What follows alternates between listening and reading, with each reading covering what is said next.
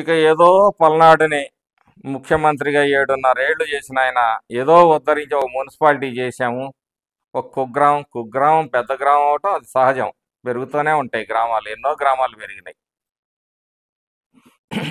7.5 సంవత్సరాలు మీ పరిపాలనలో మీ ముఖ్యమంత్రిగా మాచర్లలో కాదు పల్నాడులో వచ్చిన ఇండస్ట్రీస్ ఏంటో ఒకసారి చెప్పండి. ఎన్ని పరిశ్రమలు పెట్టారు? ఇక మాట్లాడితే నాగార్జున సాగర్ చరిత్ర నీకు తెలుసా? ఇందాక నన్ను బచ్చా అన్నావు.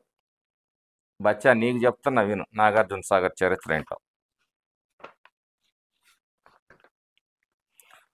దీనికి ఆద్యుడు ముత్యాల రాజా గారు.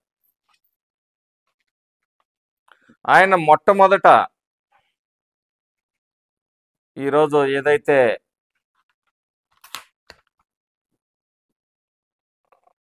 ఒక్క నిమిషం